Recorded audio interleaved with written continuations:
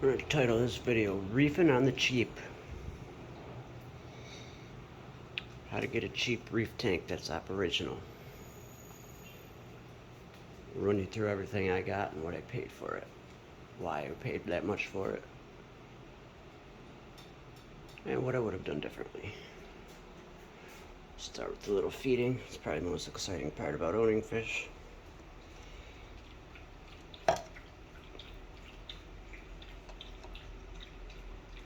This is for my saltwater tank. It's for the corals. It's for corals and fish. I don't have just a saltwater tank. I got a freshwater tank too. And that's for this. This is for them. This is my freshwater tank. It's just a turtle in there now with one big African cichlid and one tiny pea puffer. I'll never be able to find the pea puffer to show it to you, but here's the cichlid. And there's the turtle. Pretty much they spend the entire day just fighting with each other.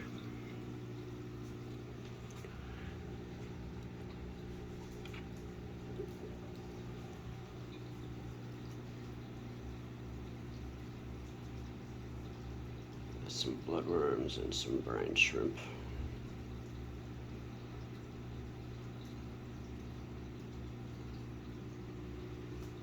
Little pea puffer stays up here, eats the plethora of snails I have.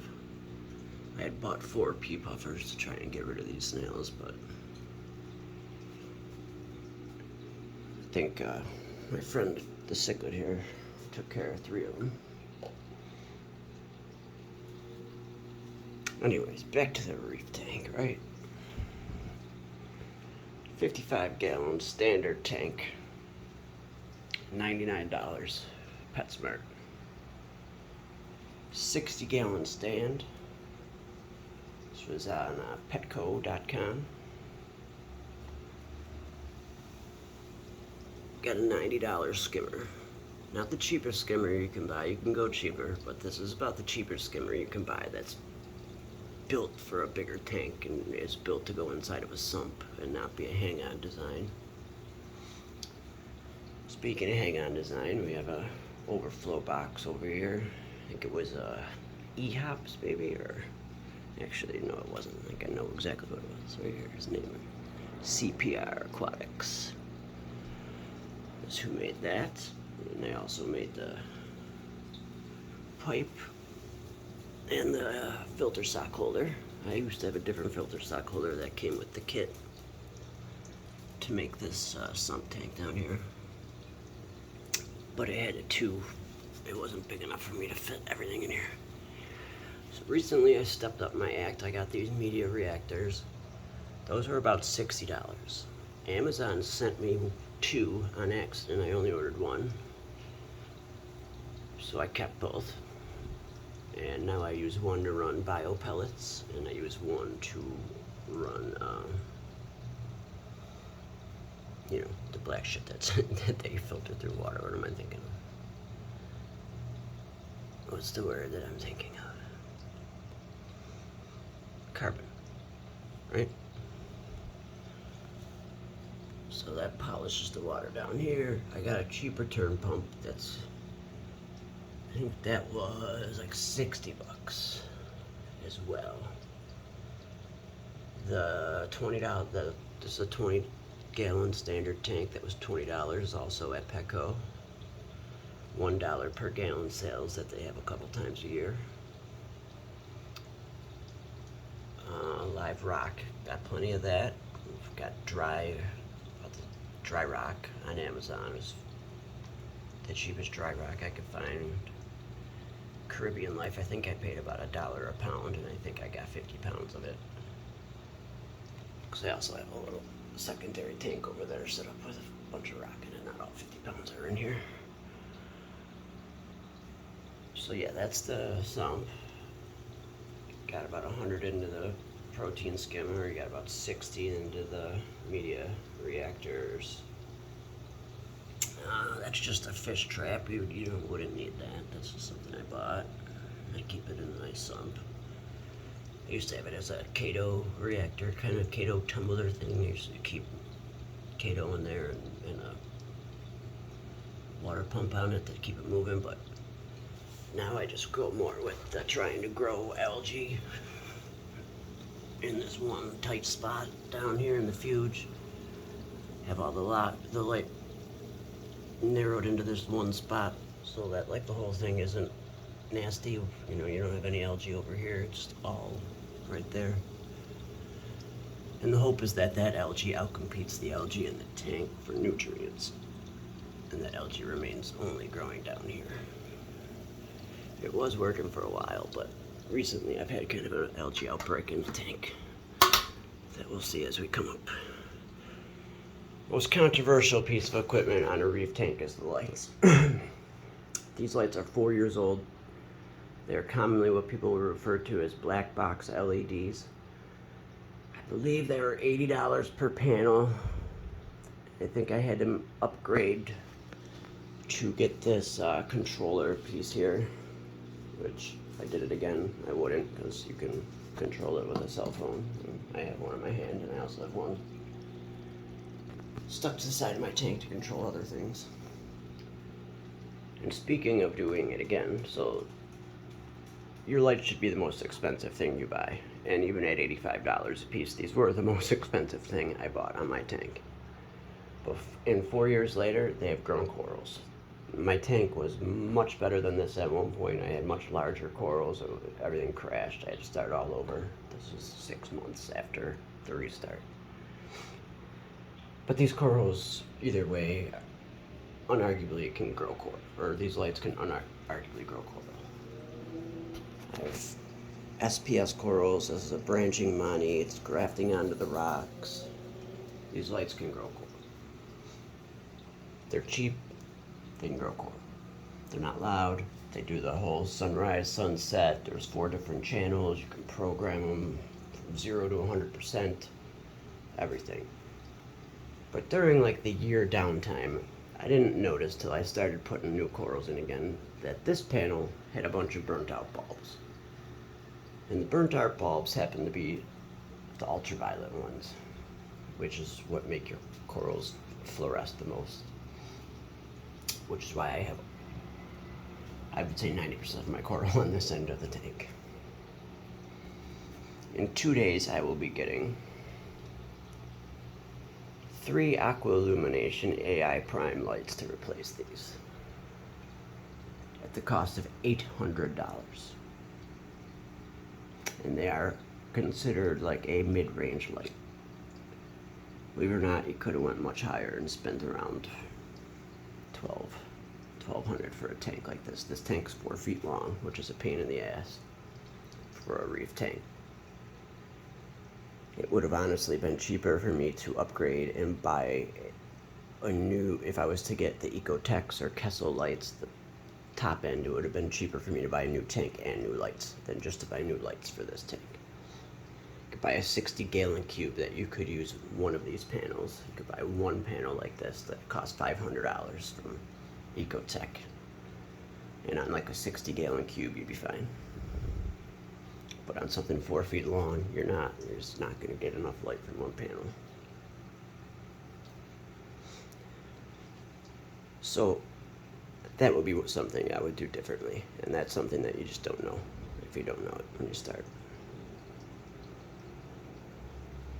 And you end up throwing most of your money at the corals, and if you're not doing right with your equipment, your corals are going to die.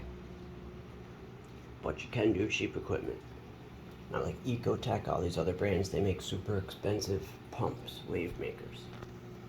This wave maker cost me $100. This one cost me about $65, $70, something like that. They are these cheap, no-naming Jabbo or something they call them. I can't control them on the internet. I can't really trust them all this, and like I said, my return pump is not a DC controlled, so I don't have control of that, which I don't like. After my lights, the return pump will be the next thing I replace. But for now, the wave pumps have done me fine. And if I did have an expensive tank controller, these wave pumps could hook up to the tank controller and then be connected via Wi-Fi. I think wave pumps are probably the last thing we'd want to upgrade. You can get away with pretty much anything. It's a small motor that spins in the water. It shouldn't be that expensive. You shouldn't have to pay $400 Ecotech. But some people do, and that's why they make them. And I get it. When you start investing a lot of money in your corals and you've had these things for years and years and years, you will spend a little bit more money to have peace of mind. Because you do end up getting what you pay for quality-wise, if it's gonna, how long things are gonna last. Like I said, these lights are 4 years old. They did the job, but now they're burning out. And did they do the job? I don't know. Good enough, but I've probably lost corals due to the quality of my lights over the years. I have no idea what their power is. I don't know any of that. But if you get one of these bigger brands, you will be able to find that stuff out easy enough, because it's all over YouTube and the internet. So my Zoa garden. I just had a hermit crab crawl over a bunch of them. That's why they're all closed up.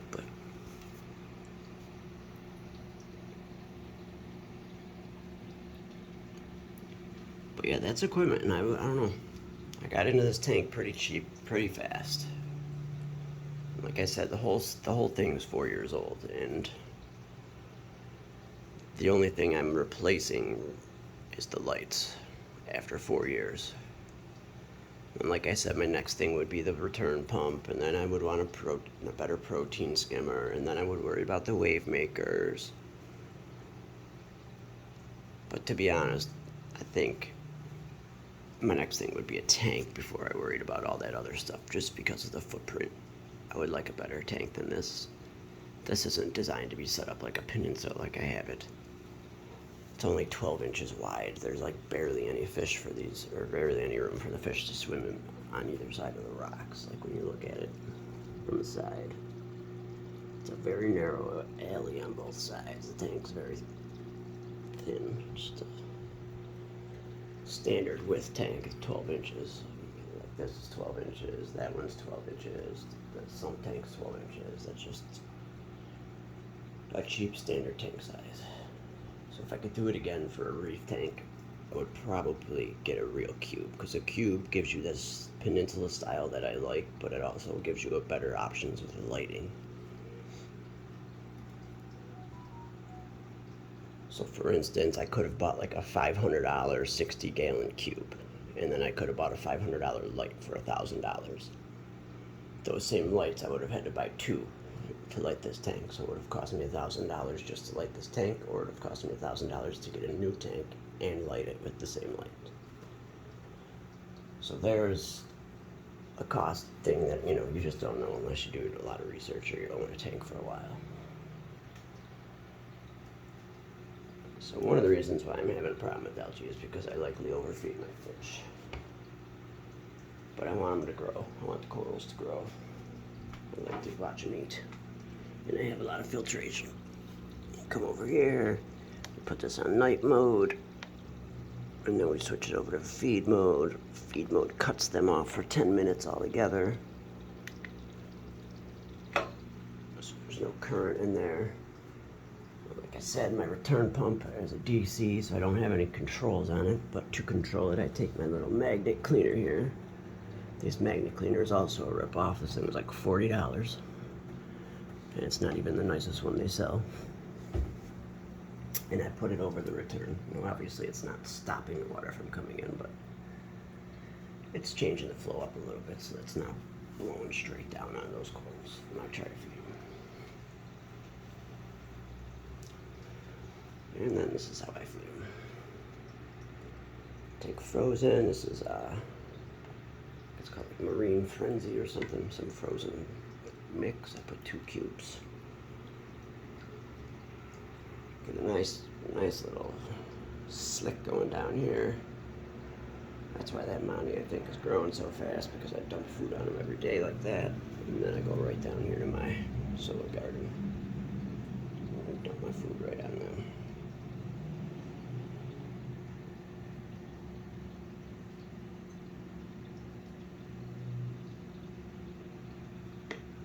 Goes out of the cup. And then I watch these boys eat for a few minutes. We got a lemon damsels, got a pajama cardinal, we got a yellow-eye coal tang. We got a couple clownfish, a regular clownfish there. Oscillaris. And then we have a premium black snowflake clown. Call her Diva because she was a premium black snowflake clown. Not to be confused with a regular black snowflake clown. She cost $100. She's the most expensive fish. She costs $80. I see now they are like $220.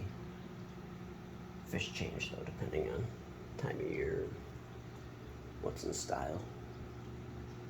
And with the whole supply problems around the country now, there's been issues with fish as well. So with the coral food, I take reefroids. Now, sometimes I will take this oral syringe in there and I will take my reefroids and I will manually feed some of my corals. I take pride in the fact that I have a bunch of corals that I take off my local fish store's hands for like $5. Ones that are beat up are really small. Ones that were dying. And I like to try and bring them back to life, like these acans. These were like on death's door at the store. They're not looking great now, but they're looking a hell of a lot better. They had no color. They were all almost completely like bleached out brown. There's no green on them. There's no red on them. They're just brown. And it just looked like there was two big acans. And now you can see there's a bunch, and they're getting the green stripes back. And this guy fell down while I was on vacation. He fell into the sand, and like half of it died. Same with that green guy there. But all these other guys, like I bought when they were tiny. I mean, this tank's only 6 months old, so it's only 6 months of growth, but at the most. And like this was $5. I've been having a hard time getting him back. But even that little green spot, that wasn't like that. He's doing something right with him. Stunner chalice, jack-o'-lantern chalice. Yeah, like these guys were, I think, $5, or I might have just gave it to me. I think there was only one little tiny Duncan head on this set, and the rest of them are all dead. Now I got 3 Duncans growing out of it. These Kenya trees, for whatever reason, were not doing good for a long time. Still not doing great. And the same with my green star polyps.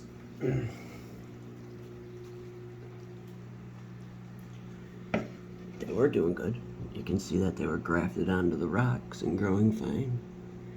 I didn't really change the lights or anything, and then one day they just kind of went away.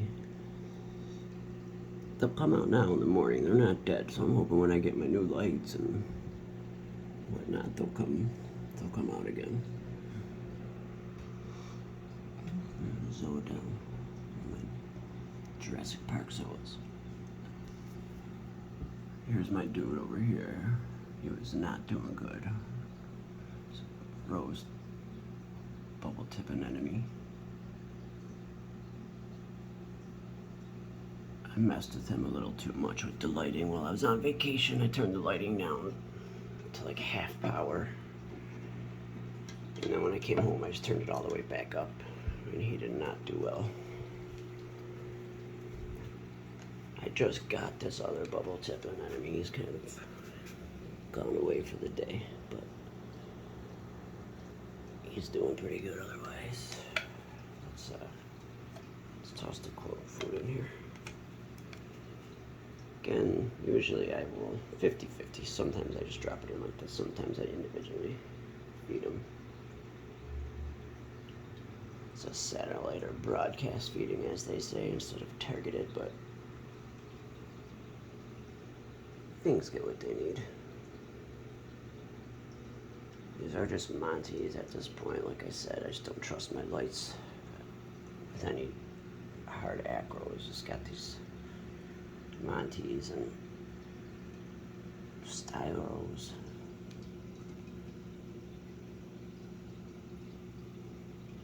for now. Like, that's the only SPS I'll fuck with at this point with these lights. But day after tomorrow, new lights coming. We'll be starting to fuck with some more SPS.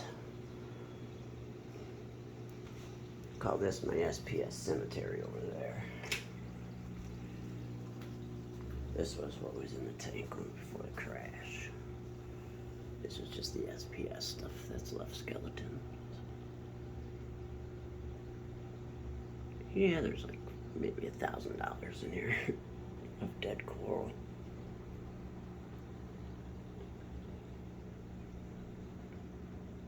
There's different acros, bird's nests,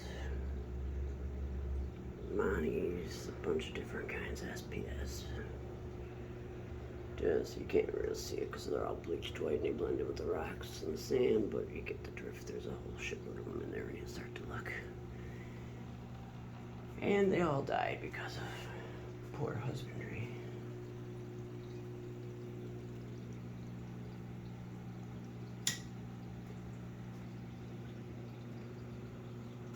Got a couple of new pajama cardinals to add to the old guy.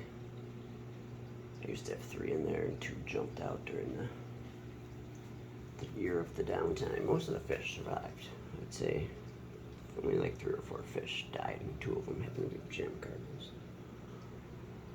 No, actually more than that, because I had 3. No, I only had 1. I had a Bengay cardinal that died. I had a couple damsels, 3-striped domino, tailbots, a couple pipefish, green mandarin, spotted mandarin. Yeah, not a good story. A lot more fish than I thought, I guess. What's left of my crabs?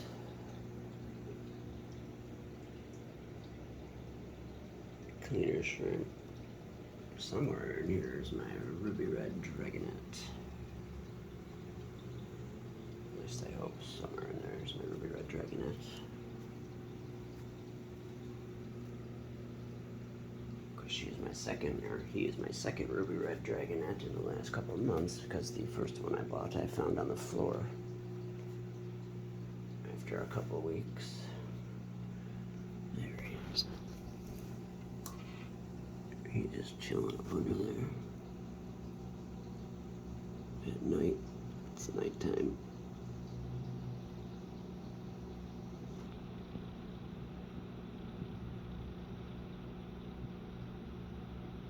He's looking for his buddy, the anemone.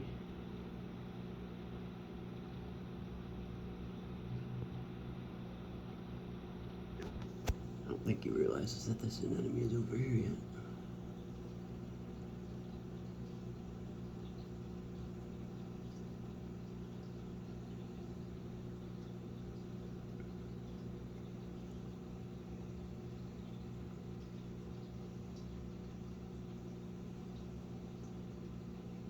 Seems like acros were the big thing a couple years ago when I was before my tank crashed. That seemed to be like the biggest thing in the hobby. The new thing was a bunch of different acros. And while acros are still the hot thing, I think now a lot of people are getting back into the euphilia. See a lot of like different colored hammers and stuff now. Not that I have any cool ones, but have some. And this guy's grown quite a bit. He was a little $5 frag that I bought. This purple stylo, same thing. I've had it for about 4 months. When I got it, it was just a little twig. One little stick. Didn't have any branches on it. It was almost as tall as like where you see the branches going off at the top. It was pretty decent size for $20, but he's grown a ton. This is Passalipora. Rather new, only a couple weeks old, small. Bought him for $10. I wouldn't even know what to call this guy. Just got him today. It's $30. I guess I could call him the most expensive coral in the tank.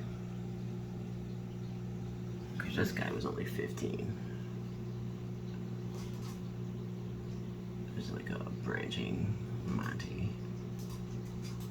And if you're looking in the tank and you're like, what's all that stuff flying around in there? That's sand. So when you get your tank, you have to make a decision, right? You could have went with a heavier grade sand. This is my dog, Lois. She's 13 years old and she's a min pin, and she's just really jealous of the attention I paid in these tanks. I think she's losing her eyesight. She didn't like that. She's like, fuck you, losing my eyesight. I'm not even gonna look at you now then. She's a good girl though, right, Lo? Her name's Lois. If I didn't just say that. But anyways, so you can get yourself some crushed coral like this. You know, it's not gonna look as nice as like your fine grade sand. But it's not gonna get blown all over the place every time you turn on the fucking pumps. And the pumps are barely even on. They're on the weakest settings that you can put them on. Oh, that's a piece of equipment I didn't show you. This is the temperature thing. Right, you have a heater.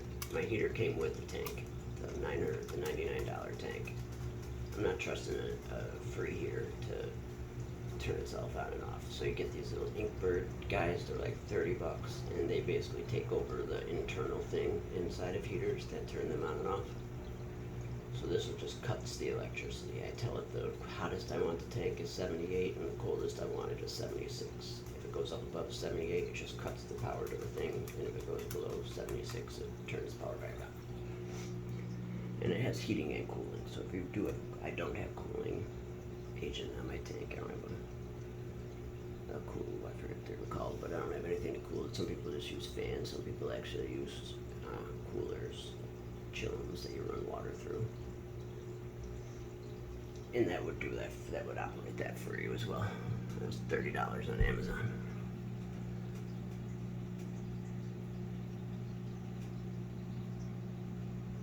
That fish was $5. It's a yellow-tailed damsel. Cleaner shrimp. Those are getting a little pricier. There's like 40 bucks now, 35 bucks. Sort of a must though. If you're going to be putting fish from different places in your tank, you want to have a cleaner shrimp. They'll pick any kind of parasites off of your fish and eat them before they can become a huge problem. And they're pretty good at it. You might think that you don't need it, but then the day that you get parasite in your tank that takes out like 5 of your fish, you know, you'll be pissed off that you didn't spend $30 to have a cleaner shrimp in your tank. And they do go around and eat detritus and stuff. They do more than just eat parasites. And it's I don't have any other shrimp in my tank, so it's a cool. Just to have the biodiversity. I used to have a bunch of starfish and clams and stuff, which I'll probably get back to again once I get this going more. Clams are really hard to keep alive, especially small ones, and they're really expensive when they're big. A couple $100. Easy. For a large clam. You can get a small clam for like under 100, but its chances of survival are very small in a tank. Unless perhaps it was aquaculture, but then it's probably not going to cost you 60 bucks. Even if it is small. And what aquaculture means is that it was grown inside of a tank. It was never in the wild. And why that would cost more is because somebody raised it and they wanted to get all the money back out of it that they can. Whereas if they just plucked it out of the ocean yesterday, it didn't cost them as much. So they're not going to charge as much. And why you want something raised in a tank is because it's going to be more suitable to a tank life, especially an organism like a clam it's not very hardy. Let's say it's going to have a hard time adjusting. So if it's lived in the ocean and then it goes in your tank, it's going to have a really hard time, as opposed to if it was grown in a tank and it just goes to a different tank, it's not going to have such a hard time. And then you also don't have to worry about parasites as much. It's one of the reasons you'll hear people, if you read on the internet, you'll see a lot of live rock. People will talk about buying live rock. Well, people really don't sell live rock. It's kind of hard to buy these days. The only local fish store, there's 3-4 local fish stores around here that sell, I live in San Diego, that sell saltwater fish. And only one of them was selling live rock, and they just stopped selling it in the last couple of weeks.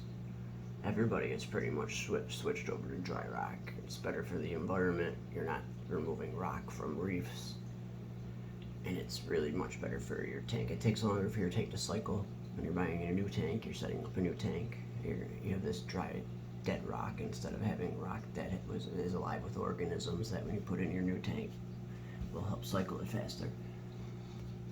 But honestly, it's not worth it costs a lot more than the dry rock, and you end up getting parasites that you don't want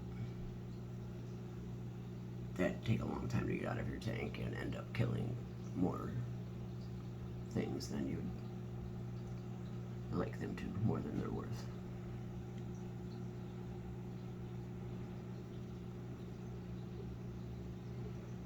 But if you're on the fence and you're like, oh, it's too expensive or it's too hard, or if you're a freshwater guy and you're just like, it's too expensive, it's too hard, or if you're the guy that's just always wanted a fish tank and if you ever did it, you're gonna do saltwater, do it. People talked me out of it for years. As a little kid, I've had fish tanks my whole life. I've tried. I can remember a couple different solid efforts. I didn't live where I live now. I used to live in New York, Buffalo, New York. And at the time, there was only one fish store that sold saltwater fish, and it was like 40 minutes away from my house.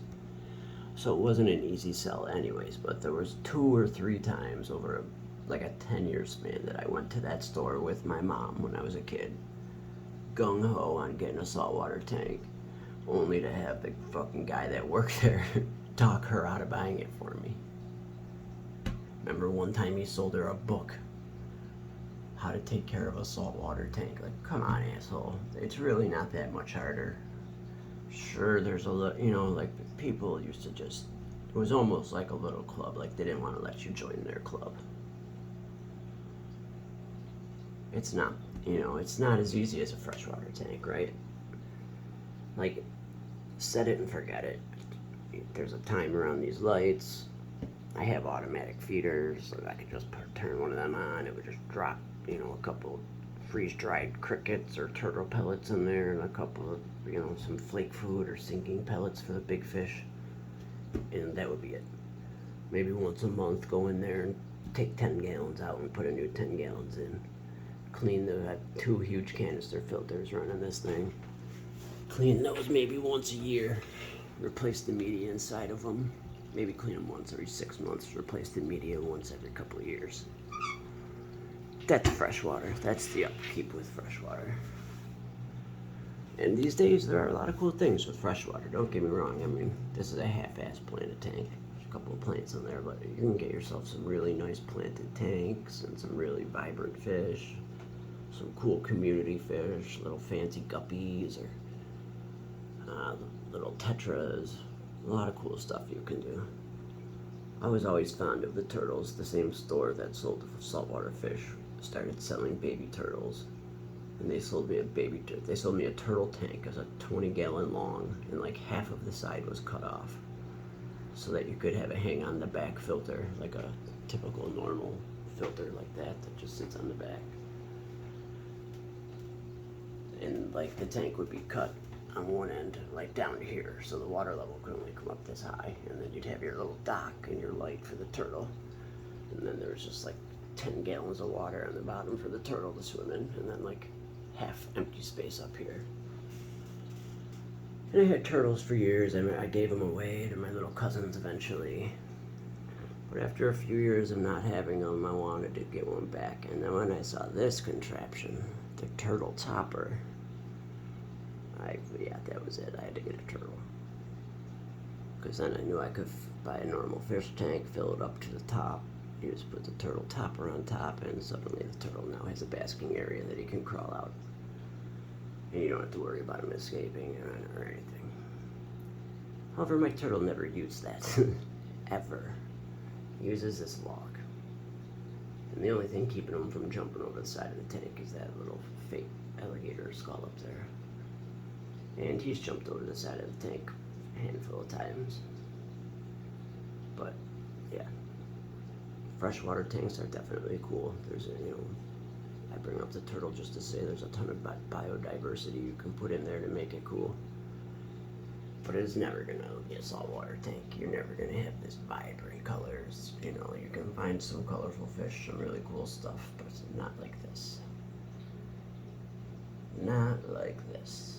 And I never even wanted corals. I was a fowler guy. Like, I thought I would just have fish with live rock, because I was always a freshwater guy. Like, I didn't care about plants. And that's what I thought corals were. So I went and I got my first.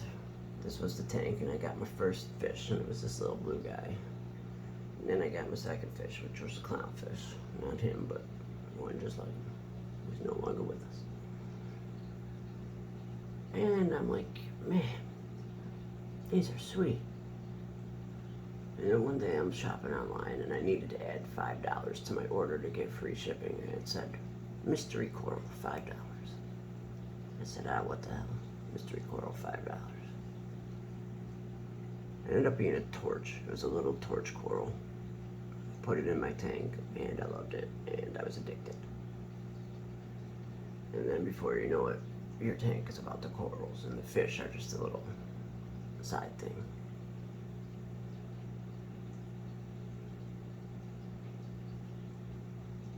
Oh yeah, corals, it's just a beautiful thing. The upkeep on this, I mean, you can go crazy with it. You can test your water every day. You can have all sorts of chemicals going in and out of your tank. You can have every bell and whistle. That you can do whatever you want in this hobby. Or you can make it real cheap. This is a saltwater tank. There's currently only crabs and starfish living in it, but it would hold any kind of biodiversity in here. It's got no lights on it, but when I get my new lights, these old lights are going to go on it. I used to have a pair of clowns before the crash. This was like kind of an overflow tank. And I used to have a pair of clowns, a couple damsels, some shrimp that were getting bothered because I had a puffer in my tank at the reef tank at the time. So just saying that to say that I had all the fish you could want in a tank, in this tank, and the only kind of filtration I had on it was what you see. This is a $10 hang on the back filter. I don't think I've changed these cartridges out in a couple of years. Cleaned them off a few times and just put them back in. This is the filter that came with the $99 tank. It's beefy. It does a good job. It's really moves a lot of water. But it was, technically free. And then I got this. It's not even hooked up right now because I just ordered a new air stone for it because it requires an air stone. This is a hang on the back protein skimmer. This will just blow air and it'll do exactly what the big one underneath my other tank in the sump does and collect the fish waste up here. And that was $15. And it came with the pump. So you can do this tank right here. This would be like $100 for the rock, the sand, the filtration, protein skimmer, a couple fish. No lights, no lights. The lights are going to cost you. If it's just fish, they're not going to cost you. You can get the cheapest light in the world. If you want some corals, you might have to step up and be paying like a nice, $50-$60 for a light, for a cheap one. That's what you can do cheap. You can also spend $10,000 for a tank this big. But let's say, just to go apples and apples, we'll call this $100, a 20-gallon tank. The most expensive 20-gallon setup I could imagine someone having would be, this is 100. You could definitely go well over 1,000. You could probably get to like $2,500 on a the most expensive 20-gallon reef tank you could imagine. You can buy yourself a really nice tank that would be like an all-in-one or had a sump built into it. It wouldn't have these cheap filters. You'd get yourself a nice Kessel light on the top. You could go crazy and end up spending like $2,500 on a 20-gallon tank. So that's the difference. And you'll get, your fish will live, all that stuff. Like, you might end up losing more coral than you would have if you had more expensive stuff, but you'll have coral thriving in there. Maybe not as much as you would if you spent a little more money, or a lot more money actually, but the trade-off, in my opinion, isn't worth it. If I had all the money in the world to spend, sure. But if not, then no. This is all you need to keep fish alive, even complicated saltwater fish. So screw those people that told you it was too hard, or it cost too much, because it doesn't. It is harder than freshwater. It does cost more. The same $100 that you could spend on this cheapest freshwater tank, you could probably spend half of that and have a freshwater setup that would be equally as nice. And that probably goes all up and down the charts. For whatever, you'd probably spend double than you'd spend on freshwater. And you're probably going to spend maybe double your time as well. But considering that, your time was maybe emptying this thing out, cleaning your filters once a year and changing 10 gallons once a month, doing twice that, is that a whole lot more work for something much more beautiful? And again, you can have it all automated. You could have all your water changes automated, all your chemical dosing automated, all that kind of stuff. And that is something I didn't mention. I do use chemical dosing. I don't do it as much as other people do. But that's not that costly, and it's not necessary in my opinion. It does help though. To add calcium, I got this 4-part stuff from Red Sea. I was when I was first having trouble with the anemone, I figured I would start dosing again, and it did help a little bit, so I've just been trying to keep a regular dosing schedule of once a week. I add that stuff.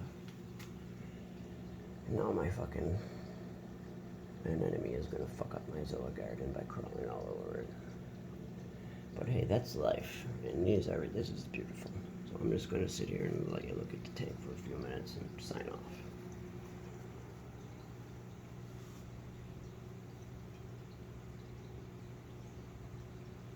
Maybe another look at the equipment.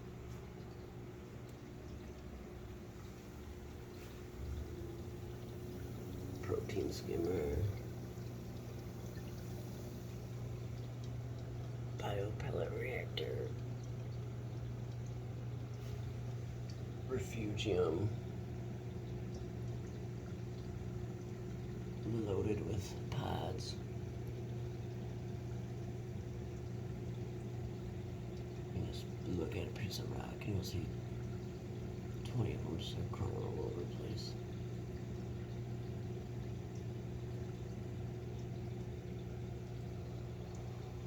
That's the end. It's got a little cheap to grow the algae under here.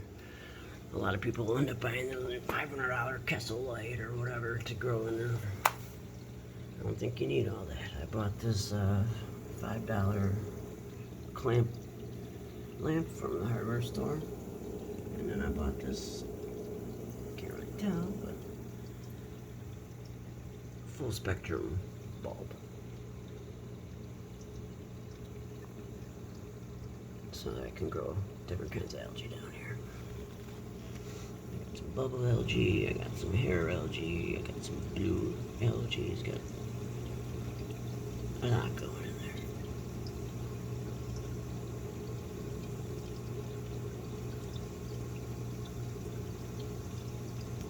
Tons of copepods, amphipods. That's what the ruby red dragonette eats. We got the carbon filter, the carbon media reactor, auto top off. That was something I didn't include. Alright, that's a big deal. That's one thing that was the first piece of quote unquote extra equipment I bought. You don't need an auto top off. You can you can top your tank off every day. You'll realize after a few days it loses the same amount of evaporation every day, and then you have to top it off with fresh water to keep the salinity right in your tank, because the salt doesn't evaporate, just the water. And you can top it off every day. You just get yourself some RODI water and keep a jug of it next to your tank, and you put a little line on in this chamber, and whenever it gets below the line, you fill it back up to the line. Or you can go out and spend $100, and you can get a cheaper one too. I spent $100 because this one was reviewed really well. It's the Tunes one. There are cheaper ones. You can probably get ones for like 40 or 50 bucks. Basically works just like your toilet does. When the water gets below a certain level, it puts water in. When it fills back up to a certain level, it stops putting that water in. 5-gallon jug down here. You see the wire running into it. It runs all the way over here, and it drops the water into there. So anytime water evaporates down below the line right there, it'll drop some fresh water in there. So that was a piece of equipment that I didn't mention earlier that I find to be very, very important as far as keeping your sanity with your tank. You don't have to worry about the automatic top off, or you don't have to worry about topping it off every day when it's done for you automatically. And then again, the lights, they were cheap, but they're automatic too. But yeah, we'll go back to the silent thing. If you have any questions about what a coral is or anything, let me know in the comments.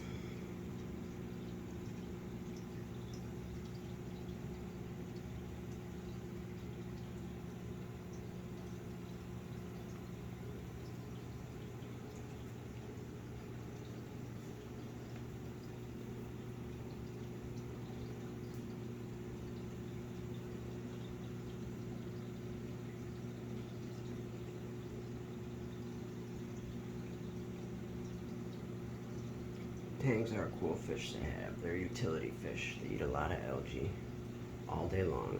I call her a she because I think she's Dory. I don't know. I've always called her she. She could be a male. I'm not sure. The only sexes I guess I do know a few of these fishes' sexes, but I don't know this one's. So all day it picks off algae. It probably does do a pretty good job of helping keep the algae in the tank down. But they're also swimmers, active swimmers. You want active swimmers in your tank. She's on the top. She swims from top to bottom to middle, from one end to the other. She's all over the tank. Where certain other fish aren't. The yellow damsels, like this guy, stays there. Maybe if I'm feeding them, you might see him down at the other side of the tank, but 99% of the time, there he is. Clowns, they don't stray too far from their anemone friends. But they're active, they swim, they're a good fish to put in a tank for sure. Damsels are super territorial. Like this guy bites my hand every time I put him in there. He's, as you can see, he's fighting these little pajama cardinals. He's an asshole. You gotta really be careful with these guys. You add them last so that everyone else has their territory, and he has to come in and not be able to make his own. This guy was my first fish, as I mentioned before, so he's the alpha in the tank. It's beautiful though. Like, that's a beautifully blue color. Like, you can't go in for $5. They're the goldfish of the saltwater trade, damsels. Cardo fish, a little more expensive, not that much more. But tangs are a lot more expensive. And also, you need a really large tank for most tangs. You might be able to house them when they're smaller, but they're gonna get big and outgrow your tank unless you have like a 180-gallon tank minimum. These fish say 75-gallon minimum on the website I bought them from. And this is only a 55-gallon tank, but really the only tang that I thought I could put in this tank. So, but tangs are cool. Definite recommendation of mine. I would say get a tang if you're gonna get a saltwater tank. And get a clownfish. Get an anemone. And get a cleaner shrimp. And then you'll need what they call cleanup crews. I guess this does get more costly when you talk about it. You need to buy crabs and snails. They help keep the algae down and clean up detritus. Because unlike freshwater, saltwater breaks food and detritus down a lot faster. If you think about it, if you were to drop a piece of food in freshwater versus a piece of food in saltwater, the salt eats away at the food a lot faster. And poop and everything. So that goes into the water. Like those chemicals don't just disappear because the food broke down. The shit stays in the water column then.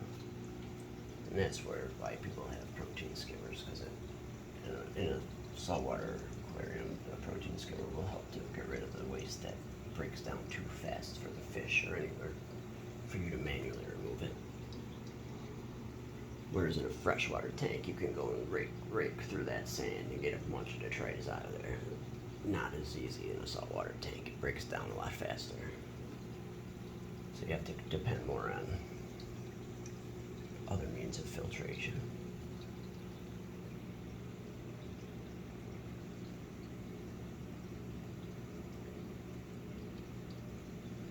Some corals will sting each other and hurt each other, but that crawling over the anemone crawling over them isn't going to bother them. Other than they're going to close and be annoyed, but it's not going to kill them or stress them too much.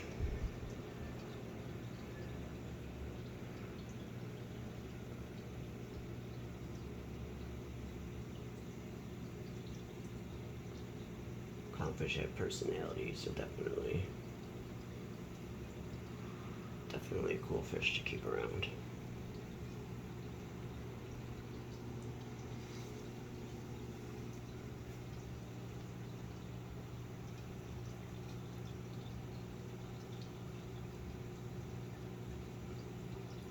Next would be I'm looking for a pipefish. Always wanted seahorses, but seahorses are like a species only tank. They can't really handle being around this much current with the water pumps that you need for the corals. I've seen them, it can be done. Like I've seen people with a reef tank put in seahorses, but it's not recommended. And yes, maybe they'll live. They probably won't. Maybe they will. But will they be happy? Will they be thriving? No. And after you start doing this for a while, you get over the thrill of just looking at something in your tank, and you start to see the bigger picture and start to think like, maybe I shouldn't be killing these beautiful animals just for the pleasure of watching them in my tank for a couple months first. I'll tell you what really did that to me was green mandarin goby. Other than the clown trigger, the green mandarin goby was the fish that I wanted. The fish that got me into the aquarium. That got me into the saltwater hobby. I saw a picture of one and I was like, oh my god, what kind of fish is that? And then I realized it was a saltwater fish, and I was like, alright, well, now I need a saltwater tank. And I probably killed like 4 or 5 green mandarin gobies in 4 years. And I just came to the point, to the realization that I can keep them alive for a year or 2 years or a couple months or, maybe even longer. But I've already killed 5. Like, enough's enough. I'm going to give them a rest. I don't need to kill anymore. Which is why this time I got the ruby red dragonet. Very similar fish.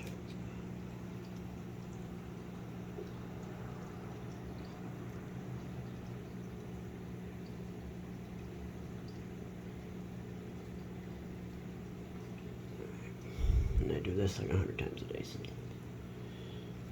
Sit here and mess around with the littlest piece of coral. But necessary, I guess. Yeah, so maybe in a couple of days I'll do an update on what the tank looks like when it's got the new lights on it. do it at the same time of day so we can see what's going on.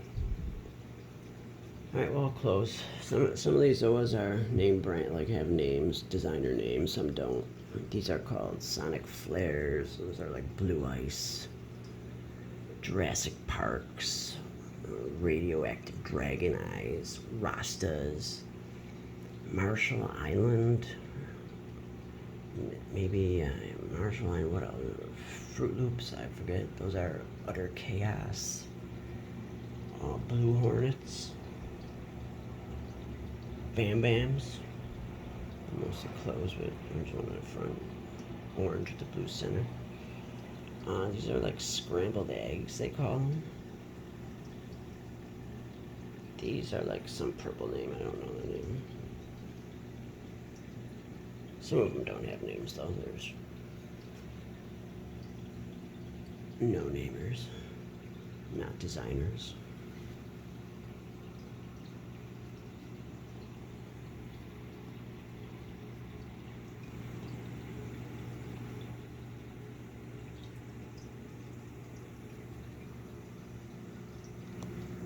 And you hear softies, LPS, large polyp, stony coral. Soft corals are easier to grow than SPS, small polyp, stony corals.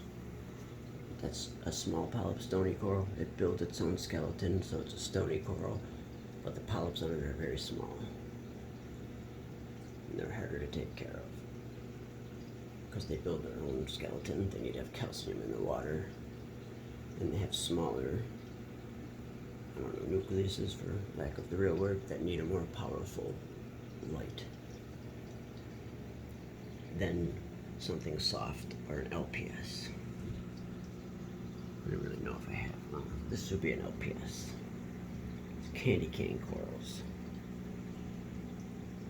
It builds its own skeleton. Down under there, you'll see like it's got some hard parts to it, but it's got a big polyp on it. It can be much lower in the tank. It doesn't need as much intense lighting. It's easier to take care of than the small polyps.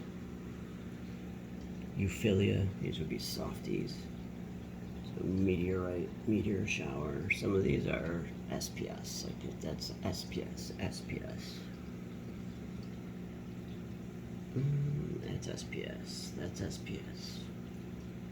I don't know what say Fister if they call that SPS or not. Not sure. That's a SPS. That's a broken piece from there. You can see the difference in the light. Like I said, some are burnt out on the other panel. You can just tell right there how much more white is in that end than there is in this end. Even if you back up, you can see the difference. Look at sand.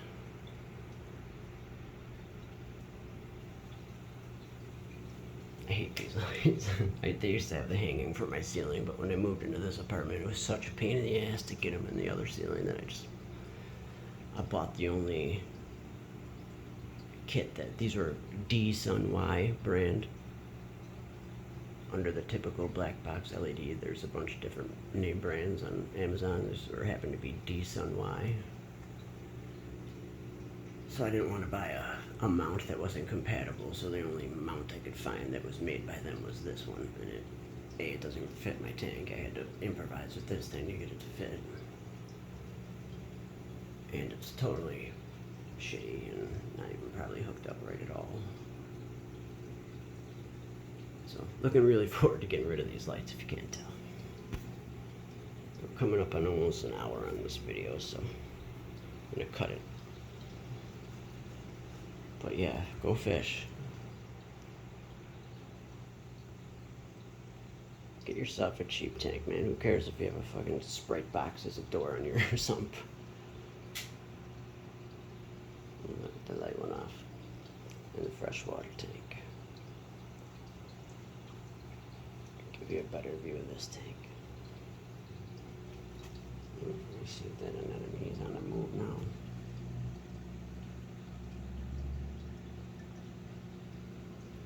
Cat's coming back out as well.